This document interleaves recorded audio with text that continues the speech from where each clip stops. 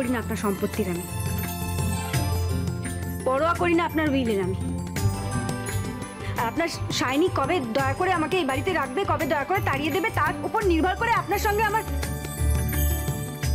মামনি বাড়ি ছেড়ে চলে গেছে, বাবা বাড়ি ছেড়ে চলে গেছে, এবার আমার যাওয়ার না। আপনার মামনি, আপনার বাবা এরা হয়তো আবার ফিরে আসবে, কিন্তু আমি গেলে না, আমি আর ফেরত আসবো না।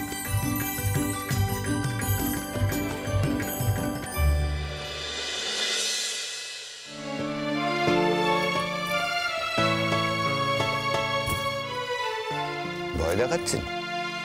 না, আমি আপনাকে ভয় দেখাতে যাবো কেন? আপনার মতন মানুষেরা তো অন্যান্যদেরকে ভয় দেখান।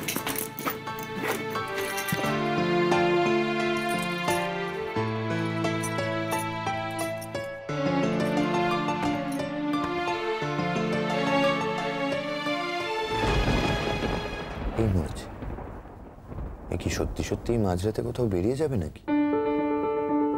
খেপে গেলে তো কোনো কাণ্ডজ্ঞান থাকে না, সময় অসময় কিছুই বোঝে না।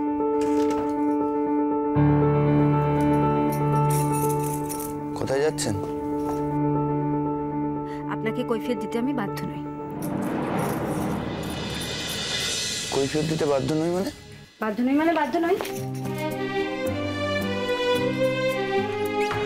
কি বলছেন? বাড়ির কাজের লোকেরা বাড়ি থেকে চলে গেলে কাউকে কৈফিয়ত দিতে হয় না। না না, আপনি ভুল বলছেন। বাড়ির কাজের লোক এইভাবে হঠাৎ করে চলে যেতে পারে না। আমি পারি, আপনার যা করার আপনি করেন। এক মিনিট, আমি যেতে দিলে তবে না আপনি যাবেন। একদম বাড়াবাড়ি করবেন না বলে দিলাম। আমি আমি কিন্তু চেঁচিয়ে লোক ডাকবো, তখন আপনার প্রেস্টিজ পাংচার হয়ে যাবে। আমি তাই করবো। আপনি সরুন, ছাড়ুন হাতটা। জোর দেখাচ্ছেন? পারবেন জোর দেখিয়ে? গায়ের জোরে না পারি, মনের জোরে পারবো। আর আপনি তো আমায় সবসময় পাহারা দিয়ে বসে থাকবেন না। আপনি তো বাড়ি থেকে বেরোবেন। আপনি যখনই বাড়ি থেকে বেরোবেন আমি বাড়ি ছেড়ে চলে যাব।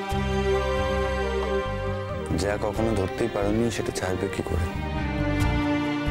এখন আর এসব কথা বলে না কোনো লাভ নেই। না, আমি লাভ লোকসানের জন্য কিছু বলছি না, এটা সত্যি সেটাই বলছি। কি সত্যি? আমি যেতে দেবো না, এটাই সত্যি। তাহলে কি করবেন? ধরে রাখবো।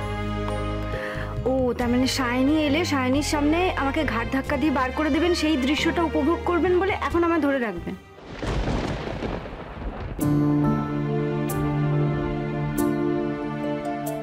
কি হলো? উত্তর দিচ্ছেন না কেন?